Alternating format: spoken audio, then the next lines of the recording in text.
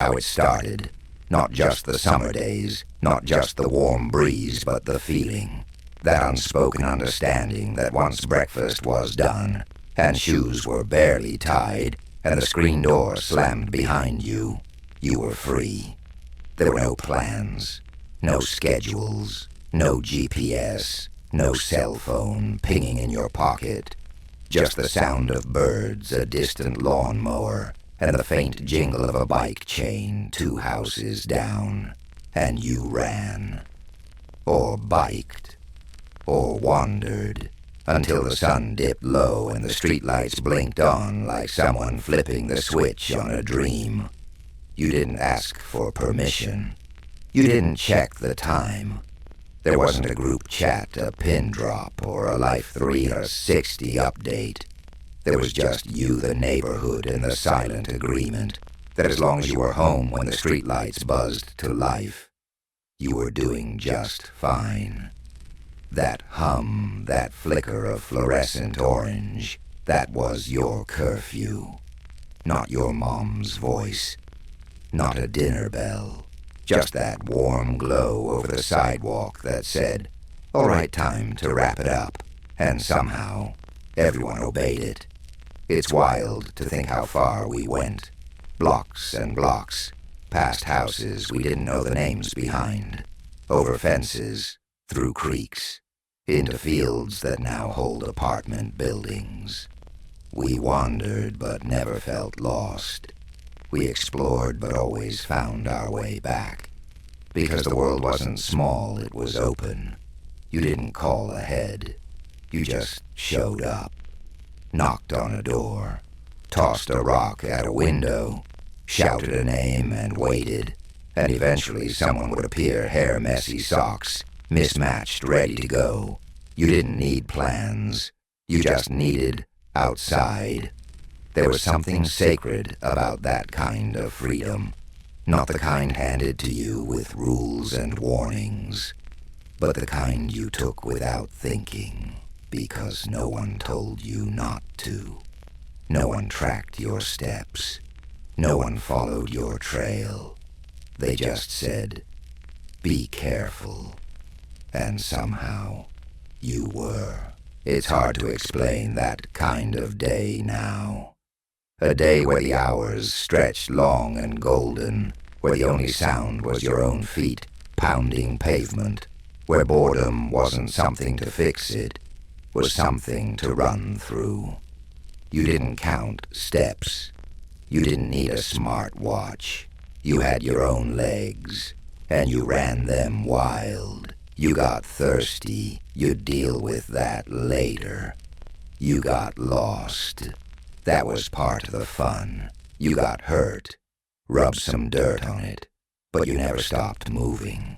Because the real rule, the only one that mattered, was get home when the streetlights come on. And you always did. You didn't need much. Just open space, a few friends, maybe a stick, and dirt, especially the dirt. It got under your fingernails, turned your socks brown, made its way into your mouth when you laughed too hard and fell backward into the grass. It was everywhere, and it was glorious. You could build anything with it. A racetrack, a city, a hole to China. You'd dig until your arms ached, sure you were getting close. You didn't care that it got messy. You didn't worry about germs. You didn't wipe your hands before eating a sandwich that was more sand than witch. Because that was childhood. Sticks were swords. Rocks were treasure. A pile of old bricks behind someone's garage. That was your fort. You didn't buy toys to play outside. You made the world your toy. You knew which trees had the best branches for climbing. You knew which patches of grass hid sprinkler heads, which fences would let you sneak through to another yard, and which old lady would yell if you cut across her driveway. And still you did it anyway, because the outdoors wasn't a backdrop. It was the main event. You'd start the day with a clean shirt, and ended covered in sweat stains and mosquito bites. Your knees scraped, your arms sunburned, your pockets filled with things you forgot.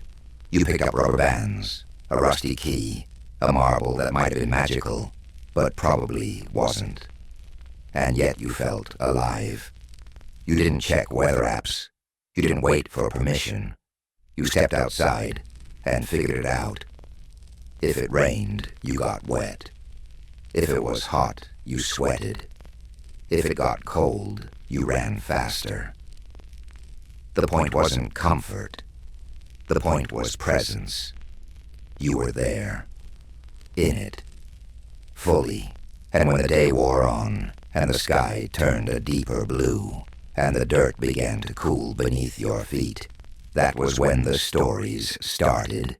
You'd huddle in the grass, or sit on a curb, or stretch out on someone's trampoline, and you'd talk about absolutely nothing and everything. Your dreams, your jokes, your made-up games, your weird, wild, wonderful theories about how the world worked. And the dirt, it stayed with you. You tracked it into your house, into your sheets, into your childhood memories. And years later, when someone says the word freedom, you don't think of open highways or passports or job titles. You think of dirt and the way it felt between your fingers at 6 years old with the sun setting behind your back and no reason to go inside except for the streetlights. You remember the sound your bike made when you pedaled too fast down the hill, that soft hum turning into a low roar, handlebars rattling like they might come loose and your shoelace flapping wildly in the breeze. That was your spaceship. That was your freedom machine. That was everything. It didn't matter what kind of bike it was. Banana seat mountain frame, hand-me-down with one squeaky pedal, as long as the tires held air, and the chains stayed on most of the time you were in business. You didn't wear a helmet, didn't check tire pressure. You just climbed on and flew. You remember the feeling of lifting off the curb, not high, not far, but just enough to make your stomach flip. You were Evel Knievel. You were a jet pilot. You were an explorer no one could catch. And if your friend had pegs on the back wheel, you were unstoppable. You formed squadrons, convoys, biker gangs of 9-year-olds on missions of mystery and snack-fueled bravery. You roamed blocks like they were galaxies, finding trails behind the elementary school shortcuts, through drainage ditches, and that one steep driveway you used as a ramp, until someone's mom said, "No more." Sometimes you'd all stop at the gas station with pockets full of quarters. You'd pile in sweaty and loud, buying whatever sugar you could afford. A bottle of Coke, a ring pop, maybe a Slim Jim that tasted like regret. Then you'd sit on the curb, bikes strewn behind you, elbows touching feet, tapping, and talk about whatever came to mind. No one checked a phone. No one took a selfie. You just existed, together, in the now. Your bike could outrun boredom. It could turn any day into a story. It could take you to someone's house, and from there to the park, and from there to somewhere you'd never been. And back before the streetlights came on, you learned about balance on that bike. Not just physically, but emotionally. How to fall and get up. How to ride alone when no one else was around. How to wait your turn at the top of the hill, and how to shout car when someone forgot to look both ways. You didn't call it freedom then. But that's exactly what it was. 2 wheels, a sidewalk, and no one asking where you were going. And now you still think of that bike sometimes. You see one leaned against a fence. You hear that rattle in the spokes. You feel that phantom wind rush past your ears. And suddenly you're back there, not worrying about bills, not weighed down by what-ifs, just pedaling, just breathing, just moving, free. You didn't need to coordinate. No one sent a text that said, "I'm on my way." No one asked, "What time are we meeting?" There was no calendar invite, no emoji, no group chat. You just showed up. Sometimes you'd walk over to someone's house, stand on the edge of the lawn cup, your hands around your mouth, and yell their name as loud as you could. Jeremy Katie. Then you waited. Sometimes it took a minute. Sometimes someone else came out first. A sibling, a dog, a mom wiping her hands on a dish towel saying, "She'll be out in a second." And sure enough, the screen door would creak open, and your friend would appear barefoot, grinning ready. That was all it took. No explanation, no agenda, just presence. And suddenly you had a crew. You didn't even have to like each other all the time. Some days you argued. Some days someone got mad and went home. But the next day you met again, like nothing happened. Because back then, friendship wasn't curated. It was available. Whoever was around was your best friend. You played tag, built obstacle courses, argued about rules, until someone yelled do-over, and then forgot what the fight was even about. You weren't playing to win. You were playing to stay outside. And the longer the sun stayed up, the more infinite it all felt. There were no selfies, no likes, no followers. Just kids, grass-stained and breathless, gathered around a tree stump, pretending it was a throne or an ant hill that was definitely haunted. You didn't need an app to connect. You needed a patch of grass and enough imagination to make a spaceship out of a cardboard box. You remember the feeling of knocking on someone's door and hoping they were home. Not because you were lonely, but because being outside alone was good. But being outside together, that was magic. You didn't say, "I need social connection." You just said, "Wanna play?" And someone always said yes. Sometimes it wasn't even about playing. Sometimes you just walked around the block. No destination, just talking about school, about movies, about nothing. The important thing was that you weren't alone. And when the streetlights came on, you said, "See ya." No long goodbyes, no texts to confirm you made it home. You just went your separate ways, sure that tomorrow someone would be standing on your lawn yelling your name again. The neighborhood was everything. It wasn't just where you lived. It was your whole world. A few streets, some cracked sidewalks, a cul-de-sac or two. And within that little grid of driveways and fences, endless adventure. There was the yard, with the best climbing tree. The one with the trampoline you weren't technically allowed on, but always ended up bouncing on anyway. The alley where you found that weird shopping cart that became a race car. And the storm drain that echoed when you yelled into it, so, of course, you yelled every time. You didn't need swing sets or jungle gyms. You had hills to roll down, sprinklers to run through, sidewalks to draw galaxies on with chalk that stained your hands for days. Every place was part of the playground. The mailboxes became goalposts. The curbs became balance beams. The shadows between houses became hiding spots for games that had no rules and no end. And the best part, none of it was planned. You never said, "Let's meet at the cul-de-sac at 3 p.m. to play capture the flag." You just ended up there. Everyone did. Like gravity. Like summer itself was pulling you all toward each other. You remember the sound of doors slamming as one kid joined, then another, then another.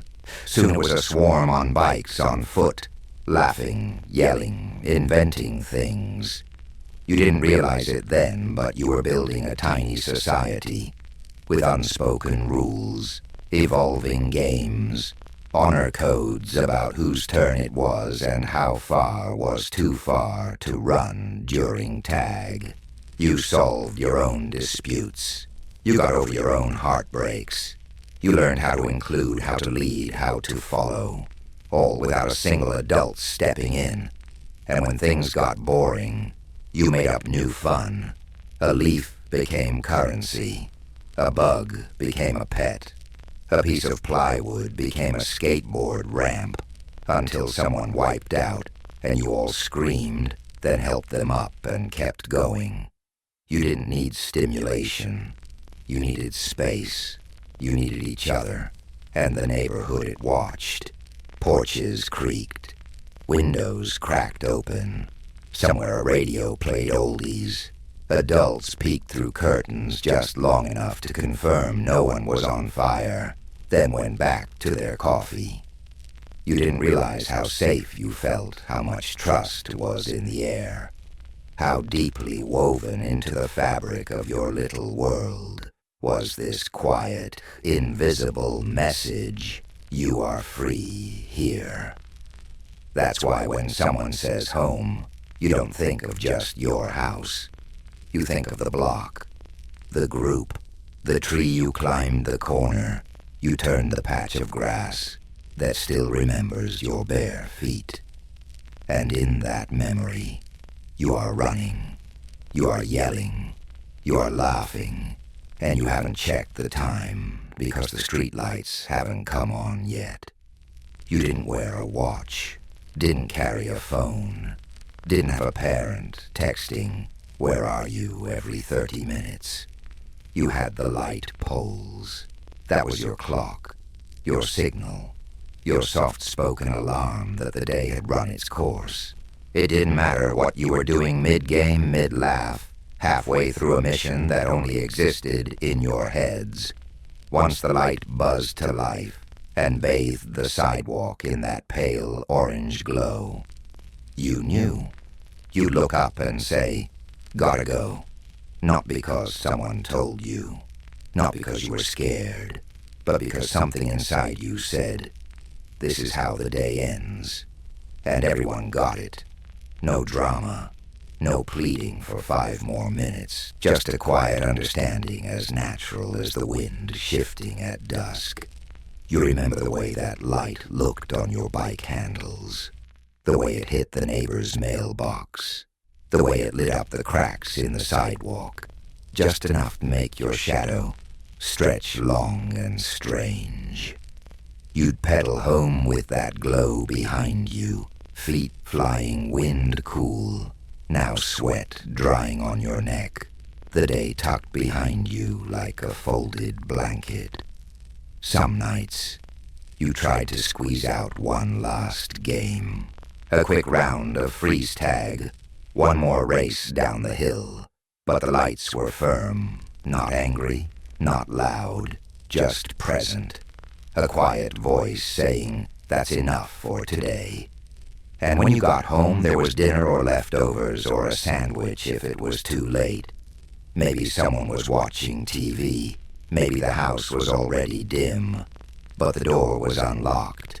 The porch light was on, and someone always said, "There you are." Like they never doubted you'd return, because they didn't. That kind of trust, you don't see it much anymore. Not because people don't care, but because we forgot how to let go. We track, we monitor, we hover. But back then, a streetlight was all it took, and a kid's word was good enough. Sometimes now, when you're driving at dusk, you pass by a neighborhood, see the lights flicker on, and feel it. That pang, that pull, like your feet still want to head home. Like your hands still want to grip handlebars. Like part of you still knows playtime's over. Time to go in And somehow, even now, that light feels like a promise kept. You got hurt. Of course you did. You fell off bikes, scraped your knees, skinned your elbows.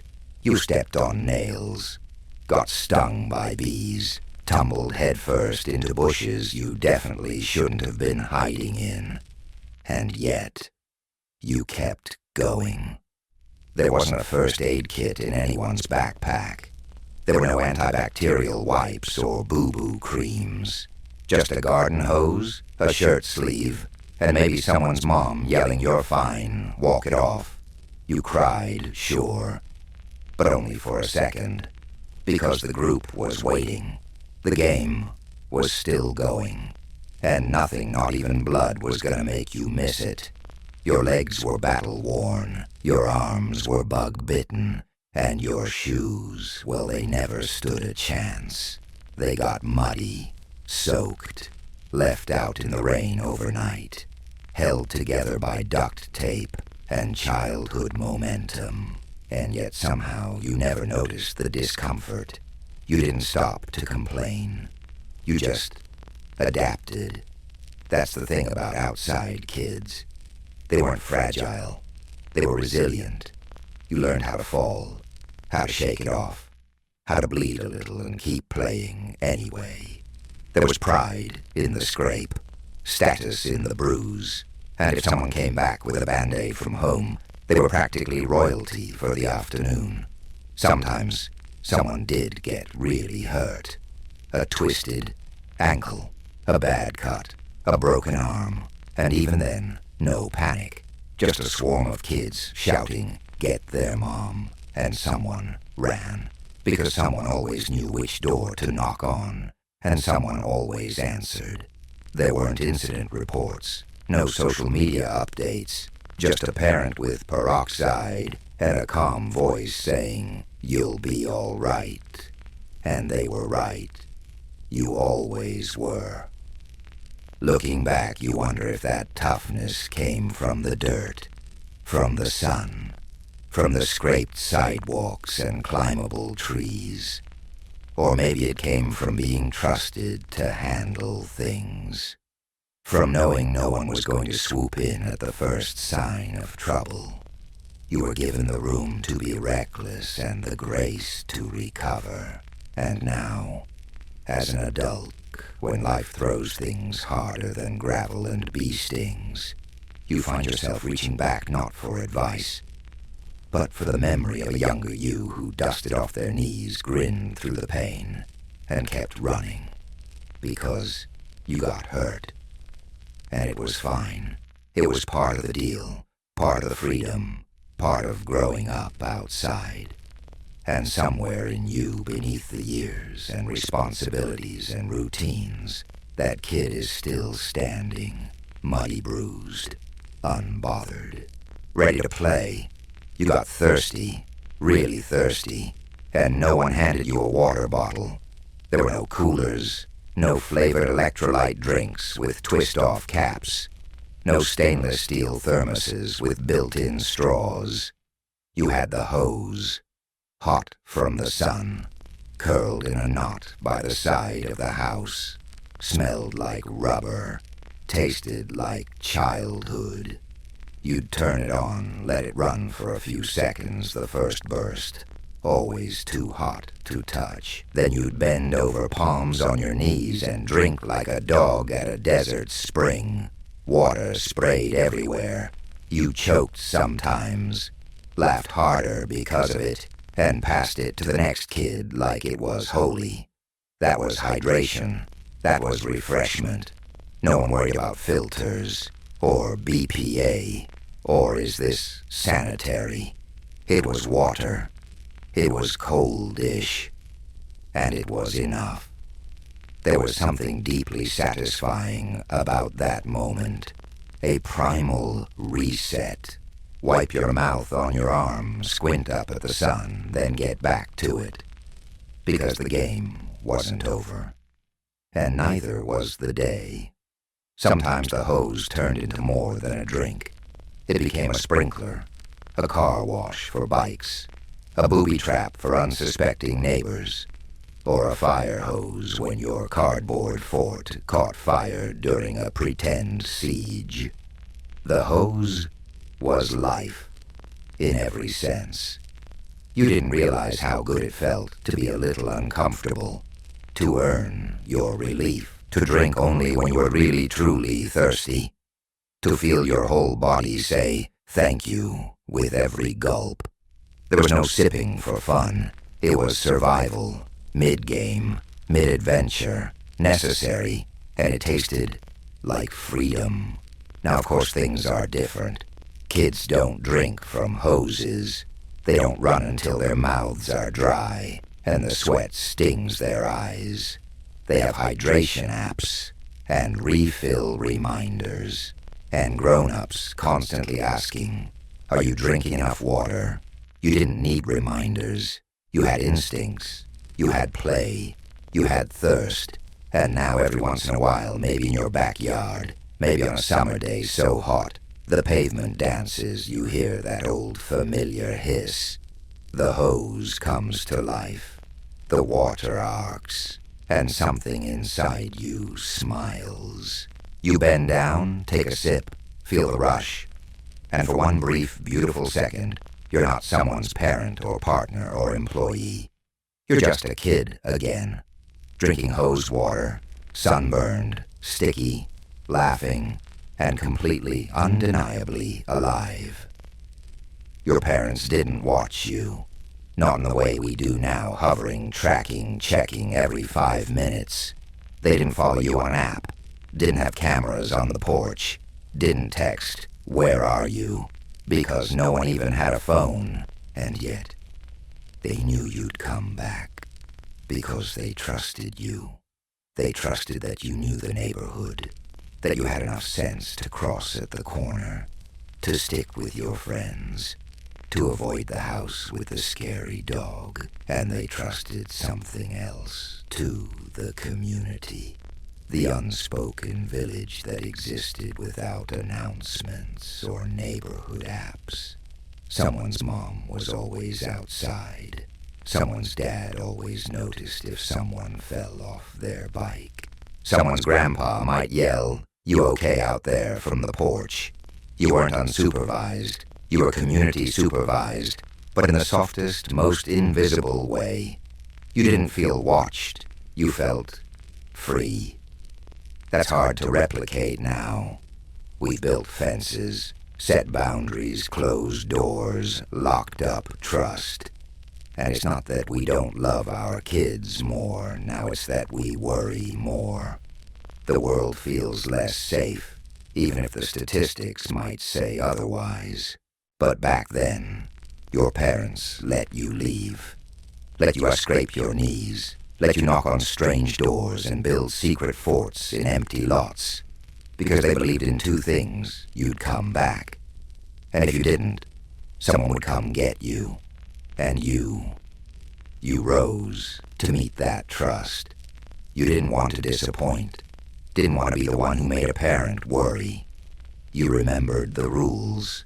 You stuck together. You learned what be responsible really meant without being told what it meant. You didn't know the word independence, but you lived it. You figured things out, got into trouble, got out of it, made choices, learned from them, and somehow all of that happened before you turned 10. Now when you look back, you realize how rare that trust was, and how formative, because being trusted made you capable. Being believed in made you brave, and being left alone for a little while made you whole. So when you hear someone say kids can't do that nowadays, you don't argue. You just think, no, they don't. But maybe they could, if we let them. That kind of freedom is rare now. You know it. You feel it. Not just because the world has changed, but because we've changed with it. We plan more, we supervise more, we protect more, and maybe that's not all bad. But something's been lost. It's hard to find a kid riding their bike across 6 blocks, face red from the sun-knees dusty shirt stained with grape soda. It's hard to find a group of kids who just show up. No phones, no plans, just instinct and imagination. It's hard to find parents who say, "Be back when the lights come on," and actually mean it. But you can still remember it. And that's everything. Because memory is a kind of inheritance. A kind of map. You might not be able to hand it to someone, but you can pass it on through stories, through rhythms, through trust. You can leave the front door open a little longer. Let the kids get dirty. Let them figure it out. Let them fall just enough to learn they can get up again. You can give them a hose instead of a water bottle. Let them wander 2 blocks past what feels comfortable. Let them ring doorbells. Let them knock and wait. Because freedom doesn't have to be big. It just has to be real. And maybe one day your kid or grandkid will tell a story like this. Maybe they'll say, "We used to play in the alley until it got dark." Or we rode our bikes to the gas station for bubble gum. And someone else will say, "Wow, really, your parents let you?" And they'll smile. Because yes, you did. You can't bring back the world you grew up in. But you can bring back the spirit, the trust, the mess, the stretch of hours without structure or screens, the wild wandering joy of being young and outside with no agenda but fun. So you tell the stories. You leave space for new ones. And when the sun starts to set and you hear the buzz of the streetlights flickering on, you smile. Because even if the world is different, now that feeling, it's still here. Waiting. In a patch of grass. In a dented bike. In the laughter that echoes long after the last game ends. In you. The street is quiet now. The sun has slipped away, leaving behind a sky just dark enough to soften every sharp thing. A light hum fills the air, the sound of streetlights flickering to life like old friends, remembering their purpose. Inside the house is still. The day has folded into itself, and so have you. You can still feel the dirt on your hands, still taste the water from the hose, still hear the echo of someone yelling your name down the block. And in that quiet, there's peace. Not because everything made sense, but because everything felt real. You remember how it felt to be trusted to be out in the world with your own 2 feet, and nothing but a curfew written in light. And maybe that's what we're still chasing. Not the place, not the time, but the feeling, the freedom, the simple joy. The long evening full of play, ending only when the lamps told you so. Let that feeling carry you now.